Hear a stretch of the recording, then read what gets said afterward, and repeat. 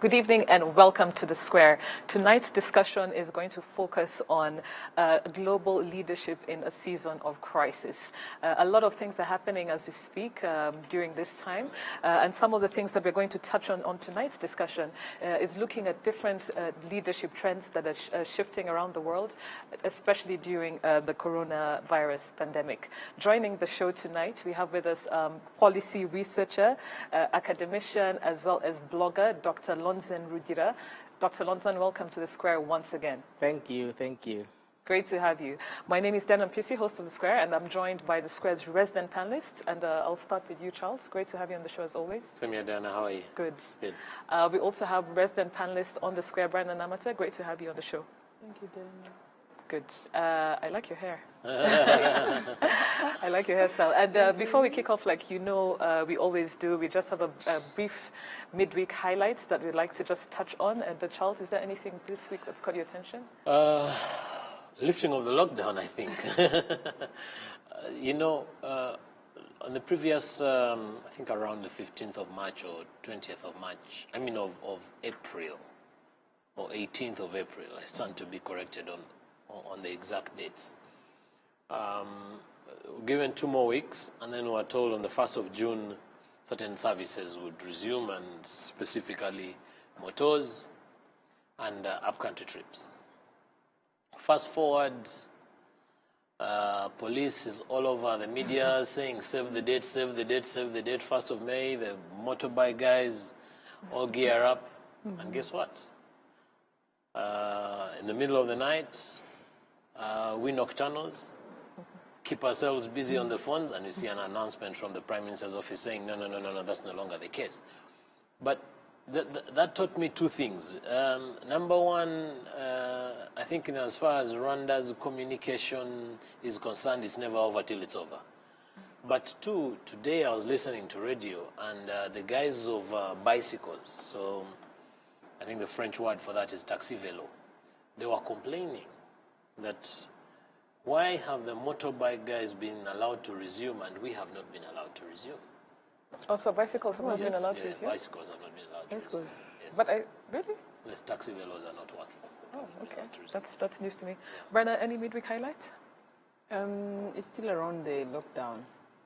It just occurred to me today that I went to a coffee shop and I didn't register my details. I had already left, and it just occurred to me that I didn't do it. So I guess as we lift the lockdown, some of us may be mistaken and think it's business as usual. Yeah, but it isn't. I think businesses have to be reminded that they have the responsibility to enforce. Absolutely. Yeah. And just before we kick off, and I know we discussed this on the show before we begin tonight's show, we'd just like to take a moment of silence for the lives lost, at least in Rwanda, during this COVID-19 pandemic, especially this young lady who was literally, succumbed to the coronavirus while on duty as a peacekeeper. And also with the viewers, if you could just take a brief moment of silence in respect for her early departure from this world.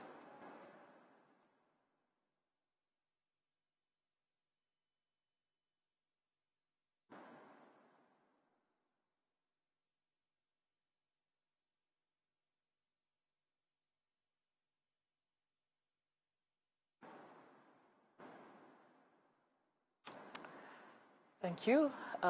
So I would like to thank our guest once again, Dr. Lonzen Rudira, for coming onto tonight's show.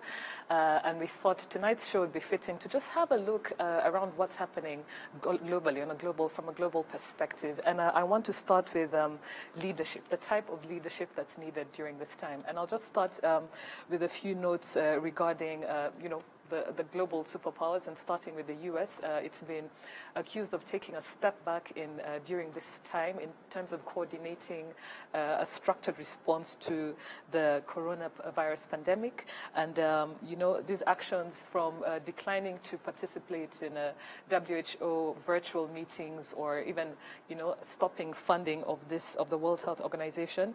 The actions by analysts, by policymakers across the globe have really been considered alarming because there seems to be a vacuum of leadership on a global scale regarding this virus, the coronavirus, and its effect globally. Right now, we have over 6 million people who are infected with the virus, and I would like to just hear from the panelists, starting with our guest panelists, and then later on to you, Charles and Berna. What are your thoughts on global leadership for a structured and coordinated response, especially during this period, during the coronavirus? And I'll start with you, Dr. Lonson. I would like to, I think I've heard you, but I'm not very sure. You're asking the question about the U.S. appearing to be rescinding from the international scene and the consequences for global leadership. Exactly. Thank you. Now, there are two ways to look at this, and one is from which perspective one is looking at it. From the American perspective, you can ask yourself a question whether it's in its interest to withdraw from the global leadership position. From the African perspective, you can ask yourself, is the withdrawal of the Americans a good thing or bad thing for the African? So I think that most of the time when we are doing analysis of these issues, we talk like, as Pierre Lumumba would say, we talk like we are diners at the table when we are on the menu. So if you know that I'm on the menu, then the way you look at the problem is different. And if you know that you're a diner, the way you look at the problem is different as well. So I'm going to first talk about it as a diner, and then I'll talk about it as as a menu, an item on the menu, which is what Africa is and what the Americans are. The recession of the Americans withdrawing is really the erosion of the American idea.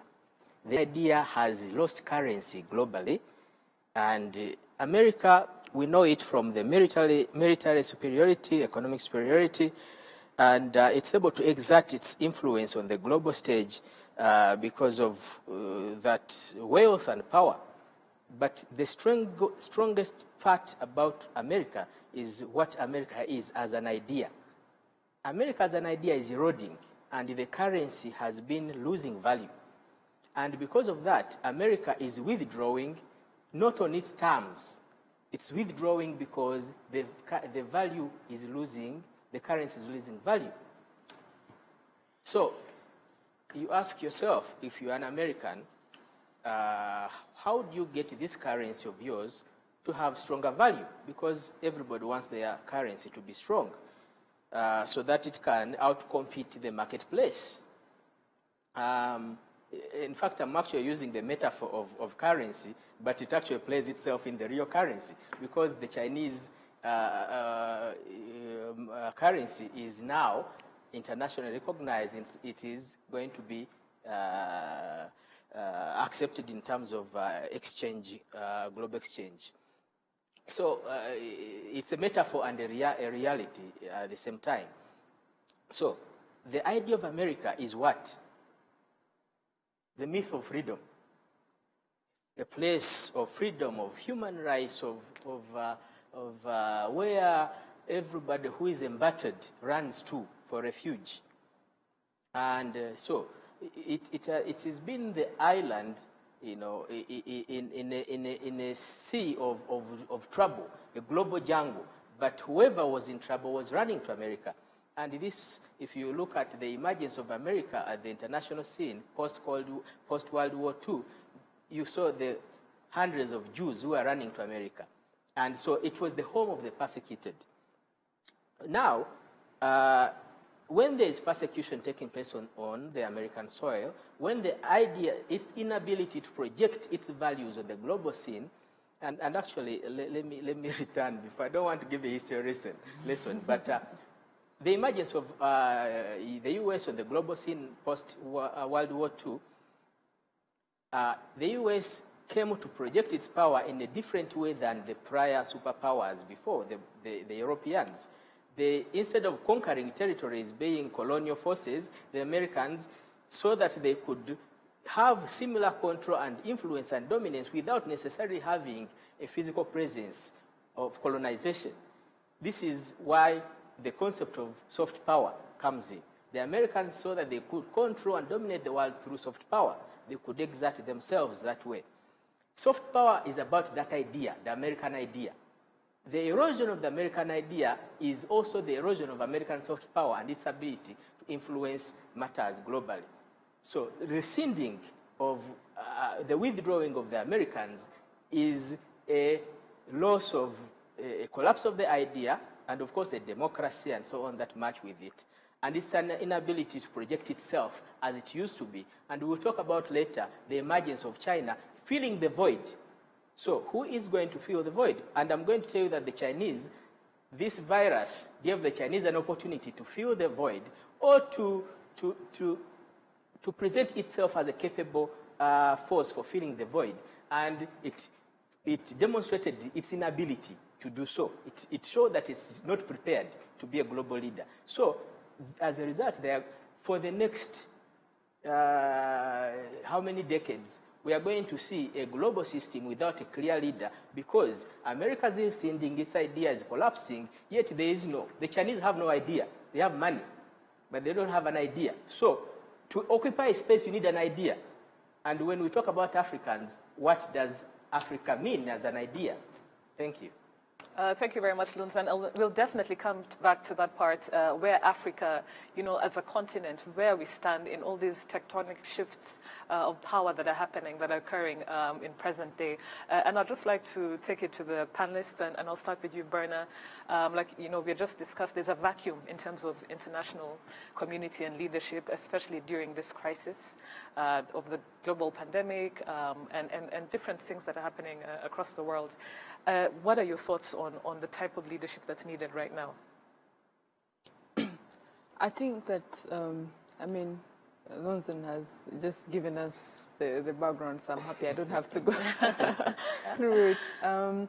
But I think what the crisis has done is expose the gap for everyone to see, because this is a global leadership crisis that has been existing, but suddenly we saw it and everybody now feels it. It doesn't matter whether you're in policy or not. You feel that there was a leadership crisis. And how do you tell this? The lack of coordination in terms of the response towards the pandemic. We saw the moment China announced, countries were getting protective, and there was less concern of what can we do together. But again, we're seeing that in between the crisis, now countries are being forced to find solutions, and what that tells you is, one, in the past, referencing what Lonson said, we had this whole idea around the Washington consensus, so along the Washington consensus, you have the IMF, you have the World Bank, and that gives so much power to the US. So if you ask me today, while on one hand, the US is seen to withdraw from global leadership, and again, not because it's deliberate, but because they don't have the capacity to deal with some of these global issues. On the other hand, if you look at the other institutions that are largely funded, that are required at this point, we have a funding crisis. We saw that so far at the beginning of the crisis, we were all rushing to these, Washington institutions, the IMF, the World Bank. They had to come in. Now you need to look at the shareholding of the IMF and look at the shareholding of the World Bank, and you still see that the US remain quite relevant and influential. Now, for Africa, what that means is we are simply in a position where, okay, one, we know that we have to get our act together, whether we like it or not. Otherwise, due to the existing gap within the global leadership, you remain on everybody's mercy. they do what they want with you, whether you like it or not. I mean, no one likes to beg, but if you have not prepared in advance, then you're inevitably forced to beg. What we've seen with the crisis is that most African countries didn't have the capacity to respond. As we speak, the leading health data on the pandemic is by Johns Hopkins. Where is Johns Hopkins? Who are the leading researchers? Yes. You know, Yes. yeah. So, as much as you want to look at the US and say it's lost its relevance, they're still the paymaster, and they will still, have influence, which is a problem for us as, as Africans. Yeah, and like I keep on saying, we're going to get back to the impact on Africa, as well as what Africa can do to best leverage and position itself to really stay relevant during this time. Charles, over to you. Well, just to throw a spanner in the works and look at the U.S. leadership in comparison to other countries that, that's not in comparison, alongside other countries that are going through an election time. It is just natural that the leadership in the U.S., by virtue of the fact that they are going through elections,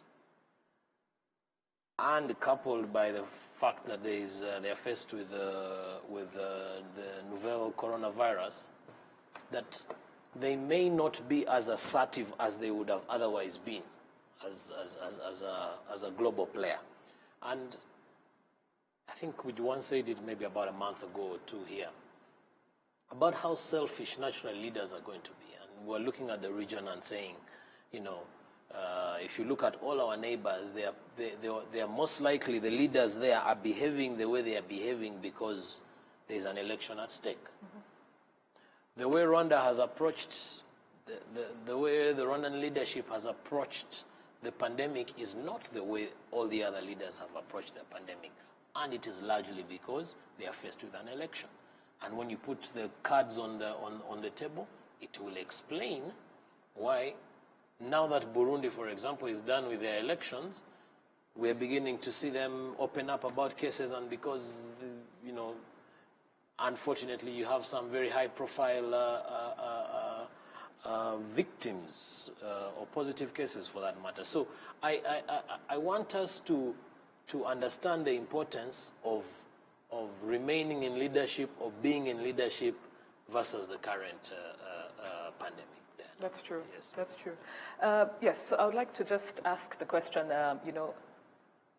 we need to think about ourselves as a continent. And when I like it, you said it well, that we can't be, at the other end of the stick, always asking, depending, and begging, so to speak. And this is to do with, the definite global shifts that are going to happen. I think one of the things that this virus has shown us is how fragile the globalization supply chains are. It has shown us our reliability on China to a certain degree for a very long time.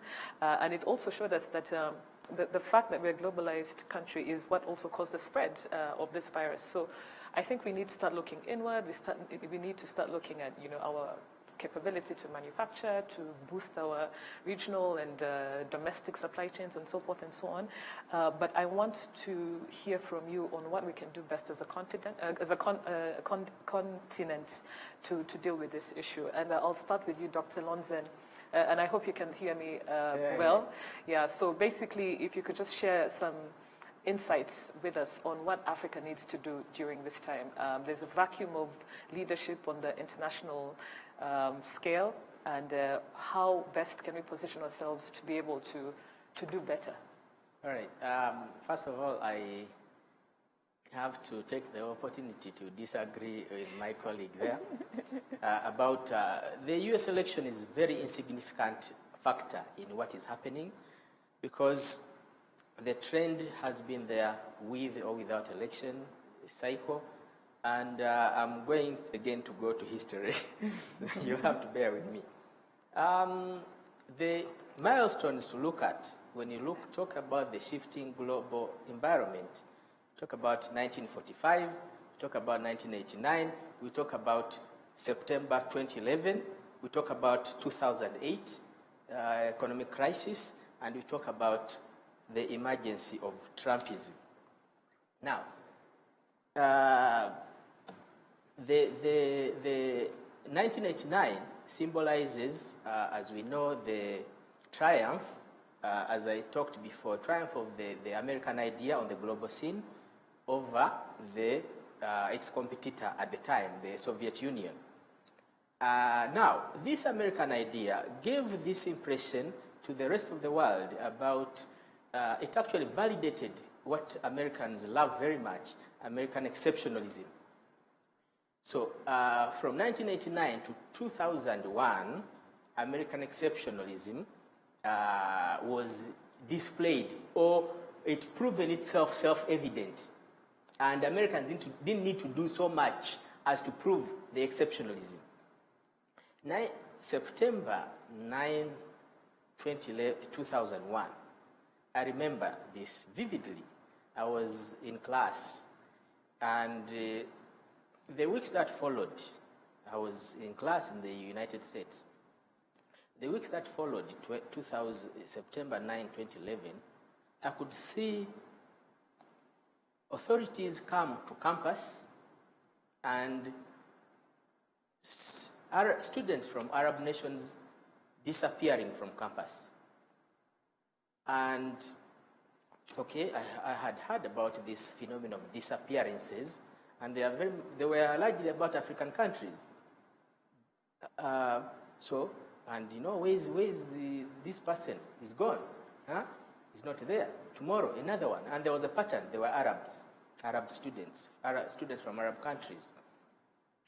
And then after that, you know, the war on terror came about, the axis of evil, you are either with us or against us, and the shift of the Americans from the soft power to the hard power, imposing themselves on globally, you know, through warfare. Not since 1945, from the World War II. American sought to impose itself militarily to place aside soft power and the consequences that it could bring to the idea of America. They were willing to sacrifice it. And George W. Bush put the cards on the table, and he was not interested in this idea of soft power. He was going to show the full might of the Americans. He said he would, they would remove the war. When they were convincing Americans to support the war on terror, they said it would take about 2 weeks, and the full American might is going to be demonstrated. The Iraqis will not even fight. Iraq's military will not fight. That it is going to be a shock and awe operation. Now, this is the beginning of the collapse of the American idea.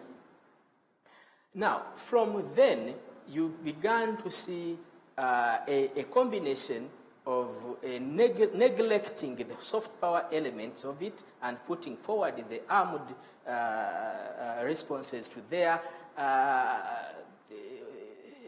efforts to seek influence being replaced through military efforts, and the need to demonstrate the military might of their country.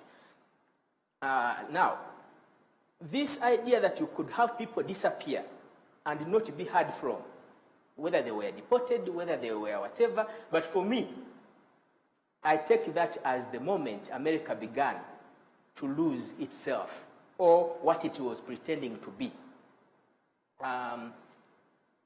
And then what you see from Trump is being open about this, being unafraid to reveal this, that exceptionalism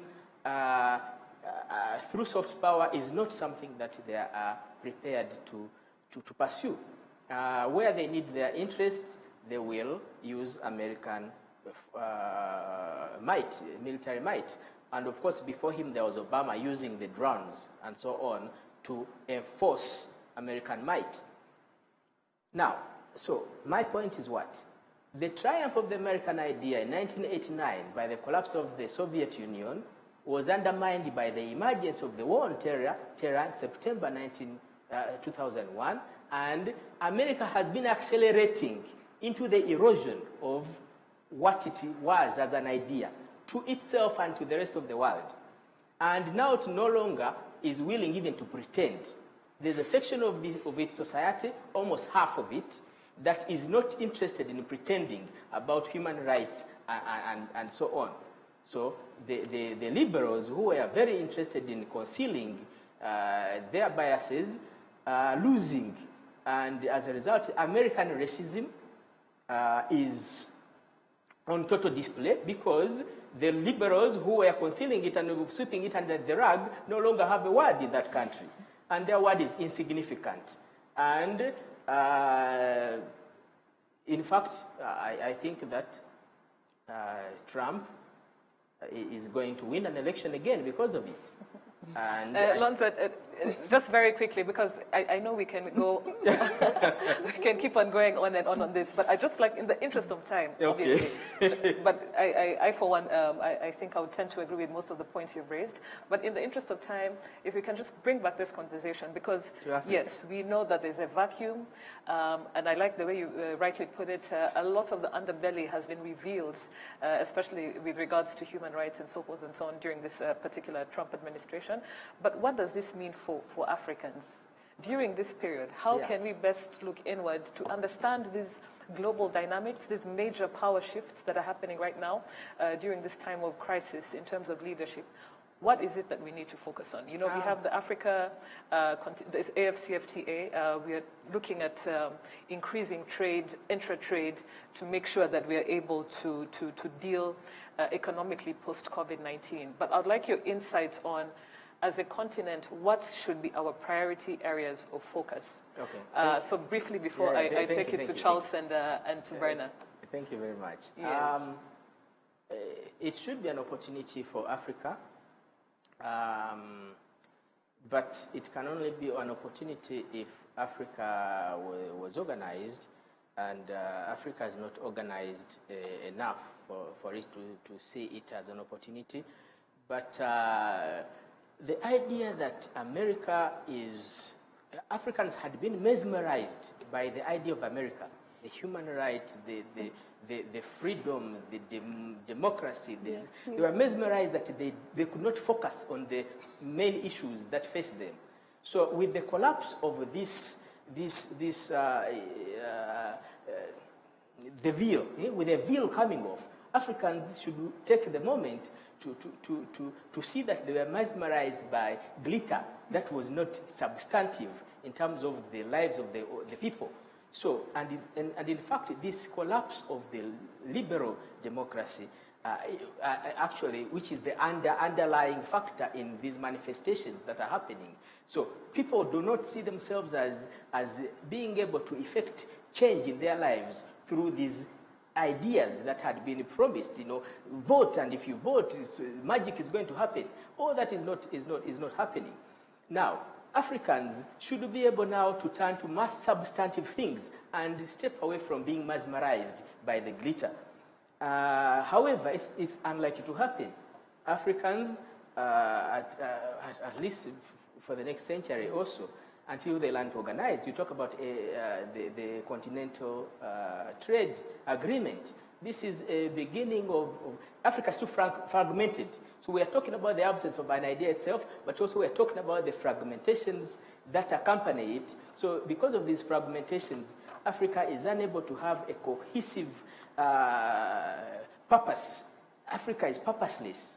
Yeah. So you need an idea. You need a purpose. You need the cohesiveness to overcome the fragmentation that is inherited by the nature of the colonial borders that were Africans came up with. So now there are two scenarios that are likely to happen in the next 100 years. You ask yourself a question: will the Americans and the Chinese continue to fight themselves over African resources? Or is it likely that Africans will organize themselves first and overcome the fragmentation and bring themselves from being on the menu to being diners, right? And the question is, if you ask yourself in the next 100 years, what is likely to happen? What is likely to happen is not the Africans organizing and coming together. What's likely to happen is the Chinese working together with the Americans to colonize Africans. That's a likely scenario. That's a likely scenario, but it's also a very pessimistic one. So I find your words interesting and amusing in terms of being mesmerized, you know, the glitter coming off, seeing some of these superpowers for what they are. So you don't think, and Charles, I'll ask you now, and Berna, that we cannot actually organize and mobilize and, you know, thrive and do better as a continent? You think we will still be on the menu to be dined on by these superpowers? Yes, we'll continue to eat crumbs. In a post-COVID-19 world. We will continue to eat crumbs until we wake up. Until we wake up. Until we wake up, and colonialism happened because Europeans didn't want to fight themselves over African resources and markets. They wanted to cooperate instead of fight themselves. So they did a meeting in Berlin, Germany. They said, let us not fight each other for this territory. There's so much for us to share. It is enough. There's more than we need. Let us work together. Just choose which part you want, and we agree. That's what happened. The same is going to happen between the Chinese and the Americans. That's Charles. What do you say? Well, I would like to keep a more optimistic view of a post-COVID-19 world, because obviously the world has changed, and most likely permanently. A lot of it is going to change moving forward. What are your thoughts compared to Dr. Lonson? Well, just one comment around what he's saying. I think he paints a gloomy picture. Lonson paints a very gloomy picture, and I think the global hitmen are going to change their game when it comes to how they approach this African cake. But that said, I want to talk about leadership and the good things that have come with COVID. First of all, it's been a huge blessing for our leadership across the continent and probably all over the world in terms of the importance of basics. In America, it's probably the easiest one to go. I'll just touch on it and move away, and that is the filth under the carpet around racism. And human rights. And human rights. I tend to run away from that buzzword quite a lot because I'm not too sure what it means. Okay. But coming back home, basics again, like health. If we have mobilized this deep and this far to manage the pandemic, what if some of those efforts can be tackled towards managing our day-to-day issues? And I'll probably talk about healthcare and see how depleted our healthcare system in Africa, generally speaking, is, where to the extent that you have to airlift a head of state and a first family from one country to another because you do not have the resources to look after that person. Then back at home here in Rwanda, in the middle of the pandemic, we have floods. Floods, well, you can argue that it's natural disaster. The environmentalists will tell you that it's a ripple effect of degradation of the environment. When you see bridges and roads collapsing, another person will argue that it's because we did not keep an open eye in terms of the quality of the roads or quality of the bridges that were being done at the time, and the contractors were getting away with murder. But isn't it then a wake-up call for us to go back to the basics and ensure what we should have done right anyway, in any way, we should be doing right moving forward? Because the likelihood of a health pandemic coming up again in the next 10, 20, 30 years is extremely high.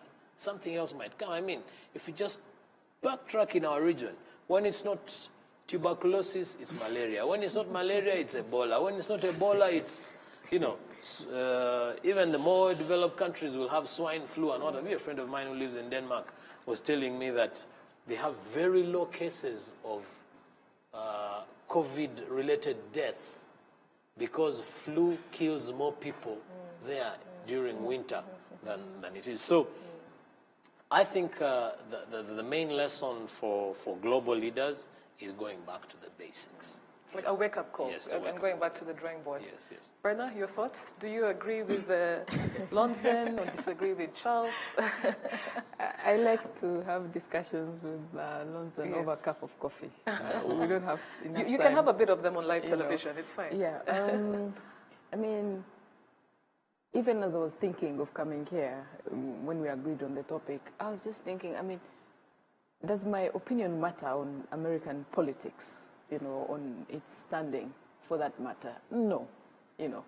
And whether we like it or not, despite the protests that we're seeing, despite Trump, America remains quite strong and influential.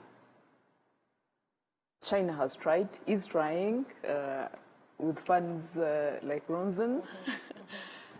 There's Russia, but still America remains strong. And for a reason. They have got one thing right: the human resource and the wealth. They have managed to use their capital, deploy their capital around the world for influence. Now, this week, even with the protests, what was the biggest news? The space. Who was launching something exciting? It was the US, okay? So you can say whatever you want about Trump, but America will remain what it is, yeah? And I think for many Africans, if we are to be very honest, there are still many Africans that aspire the so-called American dream. There are many, you know. We have many American babies in this country that we are raising as Rwandans. So I think... But born in the US. You know, yeah. So I think we need to have an honest conversation, and then we'll sort out our issues. And again, in terms of sorting out our issues, let's take a deep look in the mirror and say, as Rwandans, what are we doing in terms of our national strategy, for instance? How much are we investing in research and innovation that can allow us to, one, attract the capital that we need to also have influence? Because it doesn't matter what I say or tweet, or at the end of the day is what do you put on the table? Yeah? And I will use the WHO as an example and the FDB. Right now, you see that they're receiving all sorts of sticks. You know, or they suspect that, you know, China, WHO is listening to China. FDB also has issues. When you look at the issues, it goes back to influence and capital. Yeah? So it doesn't matter how much I like the head of WHO. If I don't have the money to support his programs, it just remains that I like him. And I, you know. That's true. Yeah. Yes. So in terms of moving forward, I think as a continent, one, we need to be realistic about our situation and find solutions that address our issues. We'll discuss the CFTA. Look at the painful process that we had to get African countries to agree to trade together. You would think it's common sense, but it is not. Yeah? So before we focus on America, let's just put our house in order.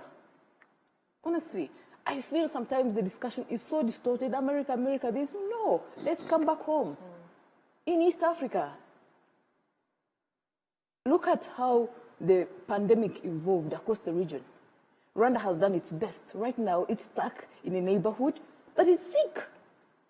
They can't move on. So is it America's problem? No. Is it China's problem? No. Is it Russia? No. It is our problem.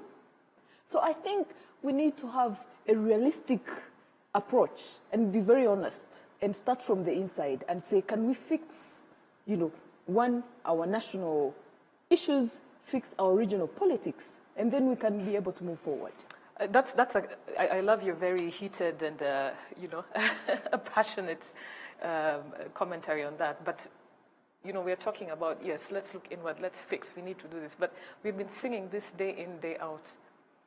And I think what's the basis of tonight's conversation is this possible during our lifetime?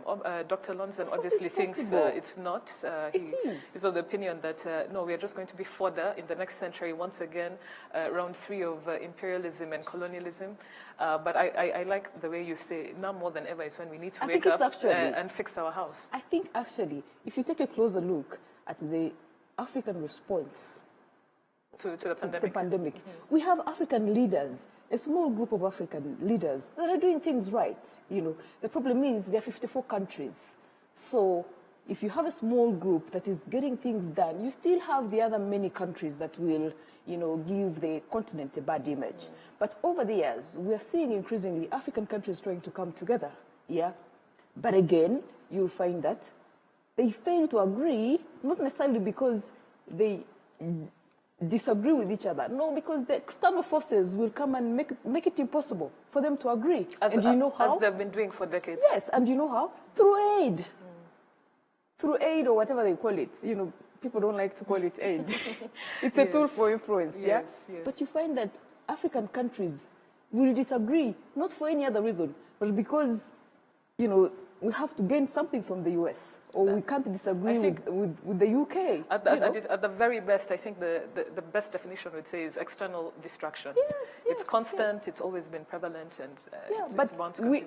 If we can maintain the momentum, at least over the last decade, at least we've seen the reform of the African Union.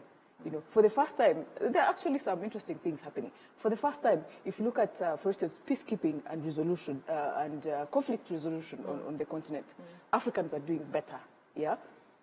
But we need to, because we are coming in a bit late, we are waking up a bit late, we need to really, really work extra hard, With the CFTA that is coming, it's not a time to start making it difficult, with all these trade barriers, and no, it's the time to try as much as you can. Reduce the barriers and make it easy.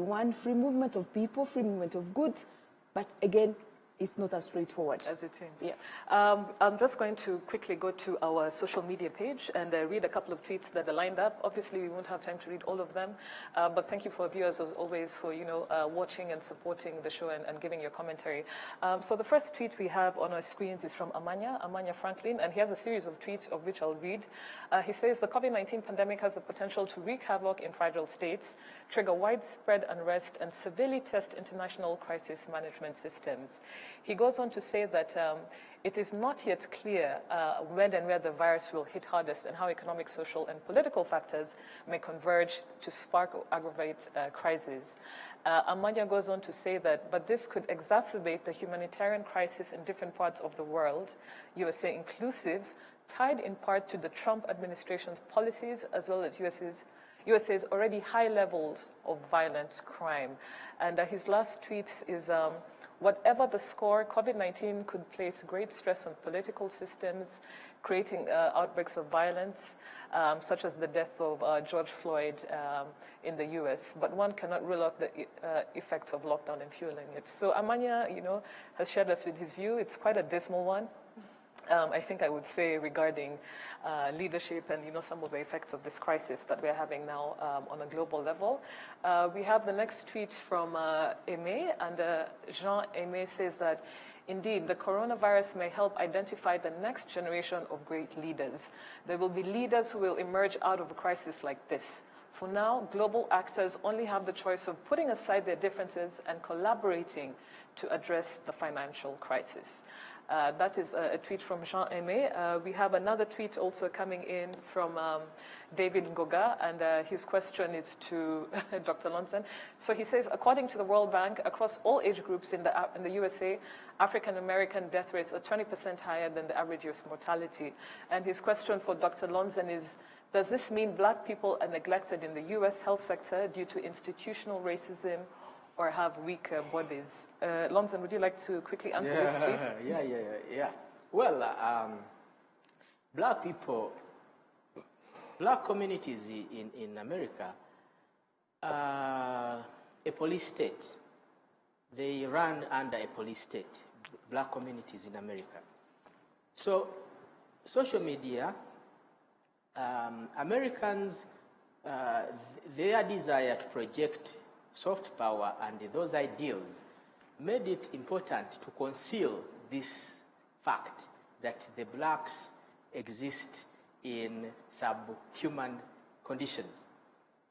Now, the fact that Americans don't care that much anymore about their exceptionalism, their willingness to show their ugly self is on the rise, and the availability of social media and so on, the black communities and so the black community was always organizing to overcome these structural factors and the fact that it exists in a hostile country, so where blacks are seen as suspects, you know, and I was once a victim of this, and you know, this is what Africans need to say. When you are in the U.S., you know, they say black person, and you're going to be a suspect. Being black in America is to be suspect. Now, the Africans, you know, where they find solace is that when the white officer stops you and you speak and you have an accent, then he becomes friendly. So the Africans find solace in that. But he has seen the skin and you were suspect before your accent made you a less hostile suspect. So, you know, one day, of course, I was driving and I you know, slid into you know, the edge, and then, you know, they came, both of them, and you know, it was undercover car, so they put on those sirens, and then, you know, and because it was sudden, I got out of the car, and then of course they pulled the guns because already I was a suspect, and they could have shot, you know. I could have been killed in that situation. And why would I have been killed? I was harmless. I would have been killed because my color made me a suspect. So the black community and of course I was at the time in a community that was predominantly white. So my presence there was already issue of it was criminal. So my sheer presence in the neighborhood was criminal. So why they didn't shoot, I can say that it is sheer luck, you know, accident of history. So, but I was put in a situation where I could have been shot. Why? And there's no reason. I was harmless. And this happens to every black person is in America faces this challenge where they are suspected of criminality just by the skin of the color of their skin. Yeah. So, but I'm talking individually. But as communities, the black communities exist under a police state, and we're getting to know this, and we continue to get this information. It's just coming out to the world. People who have not been there, I have been to the project, I know what I'm talking about. I've seen the conduct of the police in the projects. So the world just doesn't know this, and with time to get known, and we'll be a bit more empathic towards the African Americans, and perhaps Americans will change course and see that they need to treat their fellow compatriots with a bit of humanity. We are just going to read the last two tweets before we have closing remarks on the show. And the last two tweets are from someone called Robert, Mugabe Robert, if you can have them on our screens.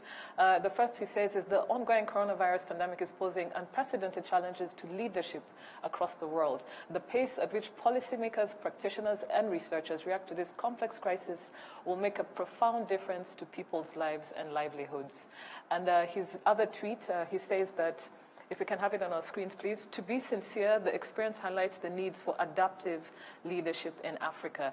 This literally requires adaptive leadership capacities, like being open and transparent about learning, using collective decision-making processes, and building trust with communities and individuals. As we come to the end of the show, I would like to just have closing remarks on the, you know, what's imperative, what are key imperatives in terms of leadership that we need going forward from an African perspective. I like how all of you have given your very succinct and interesting points on how we can navigate forward. And Charles, I'll start with you. Yeah. Just one or two quick ideals or imperatives for one of them is what Mugabe has talked about, transparency and openness. And I'm going to Rwandanize this transparency and openness. In the last 1 week, we've had 2 deaths of Rwandan nationals who have come from countries around us. So in line with being candid with ourselves, shouldn't the leadership of Rwanda be pointing a finger at maybe Tanzania? I'll guess that the first case was from Tanzania. I'll also guess that the police woman, I'll guess that she was from South Sudan. Shouldn't we be pointing fingers at those leaders and say, put your house together in order, because it's causing death to our people and families? In the last 2 days, this evening we have 13 cases from Rusizi, so that's most probably because of interactions with the DRC. Yesterday it was the same issue, I think 11 cases from around the Rusizi area. And then the last week or so we've been having cases of truck drivers around Tanzania. Don't these leaders have a moral obligation to explain to Rwandans why they are exporting their virus to our country? So I believe that's the critical question, in my opinion, around the leadership in this moment of crisis. It should be a leadership of openness, a leadership of accountability. Let us not sweep those bold questions. We should not sweep them under the carpet. Under the rug. Yes. Yeah. Brenna, closing statements, the leadership to navigate forward post-COVID-19 in Africa. I feel that as Africans, we really have to be very honest with ourselves and address our problems. It takes competitive economies, it takes leadership that allows businesses to thrive, that bring prosperity to all, for you to be influential in the current world. Yeah. So I think that's where the focus should be, rather than on the US, this, that. The US will be just fine. Yeah. But let's fix our house. Yeah. Lonzan, Dr. Lonzan, closing remarks on this conversation? Well, tentatively closing, because these are kind of discussions that never end. Yeah. Africans need to develop systems where they can identify leaders who are not subject to manipulation. You have a few leaders on this continent that kind. Probably they're not more than 5, maybe 3, maybe 2. So Maybe 1. Yeah. There's a time, and I think that some of us were saying that when you look at the size of Rwanda, you look at the wealth of Rwanda, when you look at all these, Rwanda really should be a very insignificant actor anywhere. But that's not true, because we happen to have a leader who is not subject to manipulation. And I think whether people who like Kagame or hate him will agree on that. And I think maybe the only thing that his enemies and his friends will agree about. We need because when you're not subject to manipulations, it means you stand for something. Yeah. If we stand for something, then we are ready to defend it, and then we are ready to be seen on the global stage as people who are serious. It's not the case today.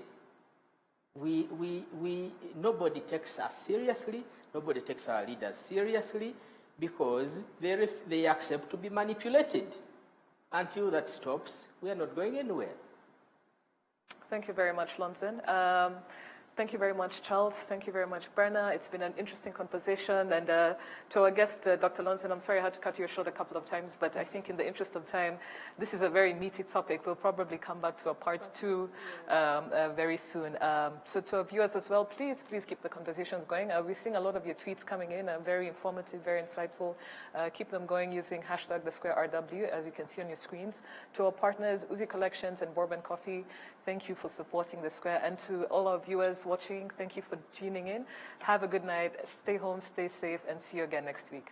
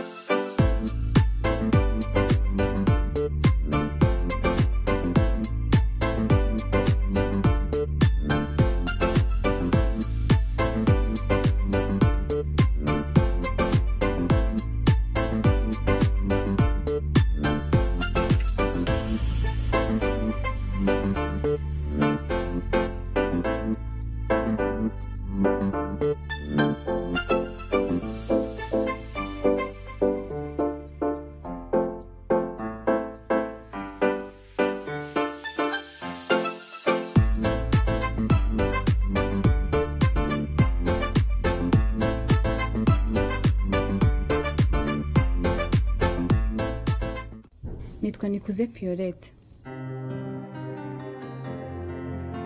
Nikuze zanira amazi mu kirahuri.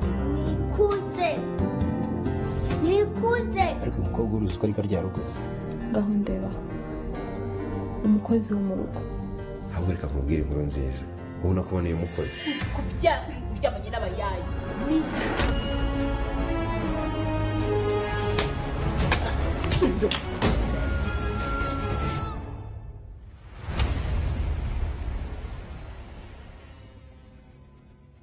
ubuzima iki gitangaza tumaranira cyageze hano ku isi mu myaka miliyari enye ishize, naho twebwe abantu twaje ejo bundi mu myaka 200,000 ishize.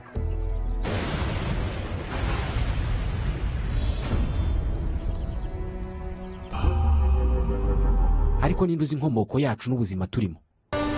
ese ubu iyo tumenye iyo dukomoka, iyo tujya, tukamenya amakuru avuga iyo ava, tukamenya uyatangaza, byari kugenda bite? ubu iyo tuza kumenya inkomoko y'ubuzima, ikoranabuhanga, imibereho n'imibanire y'abantu n'ibinyabuzima, n'impamvu tubaho uko tubayeho uko,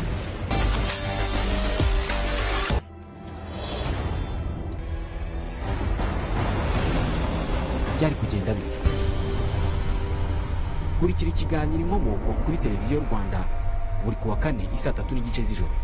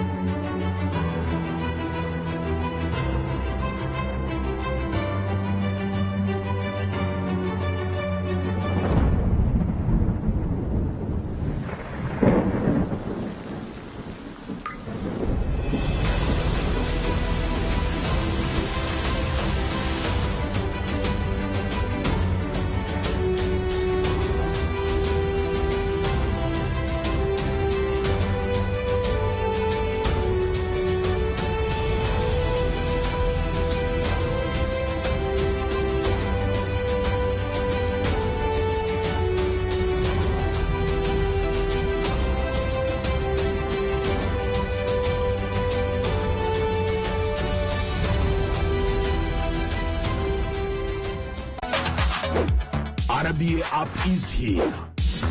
How to get it? It is easier than ever. Go on your home screen. Press Play Store or App Store. Type RBA. Search. There you go. You have RBA app. You have all RBA radios, news, business news, sport and entertainment.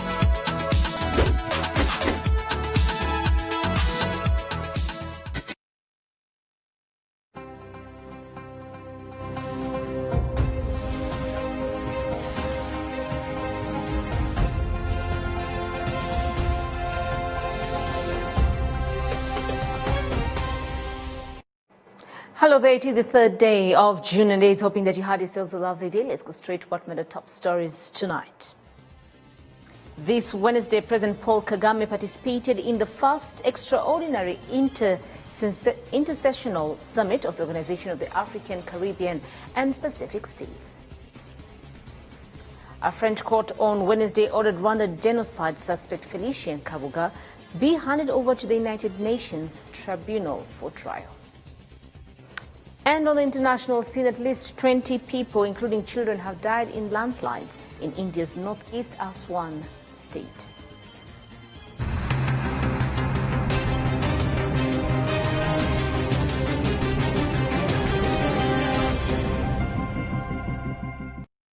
A very good evening to you and welcome to RTV News with me, Fiona Mbabazi. Now, this Wednesday, President Paul Kagame participated in the first extraordinary intersessional summit of the organizations of African, Caribbean and Pacific states. During the virtual summit, leaders discussed the threat that is COVID-19 pandemic and the way forward in fighting it. The coronavirus pandemic has already taken a severe toll in lives and lost economic activity. It is still impossible to say how long the disruption and hardships will last. And the response capacity of many members of organizations need reinforcement. In this context, it is important for the African, Caribbean, and Pacific states to cooperate closely on measures to end the pandemic and enhance economic resilience. In particular, coordination will be needed to ensure equitable access to treatments, vaccines, and medical supplies. Now, the Rwandan head of state also noted on the need for continued cooperation at the international level, especially now that the world is faced with a threat of this magnitude. Europe will remain an important partner for our regions, just as we are important partners for Europe. The effects of COVID-19 will persist long after the virus has been defeated, and the road to recovery will be long.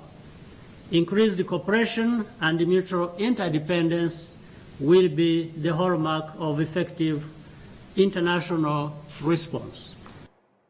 The summit was chaired by Kenya's President, His Excellency Uhuru Kenyatta, and saw the participation of Dr. Tedros Ghebreyesus, the Director General of the World Health Organization. And of course, he noted on the importance of the countries taking early preventive measures against this pandemic in areas where it has not yet become more widespread, saying such initiatives will save lives. Now, this Wednesday, a court in France ordered Rwandan genocide suspect Felicien Kabuga be handed over to the United Nations Tribunal for the trial. Kabuga last appeared in court on Wednesday, Monday the 27th, a week after his lawyers were granted more time to prepare their case.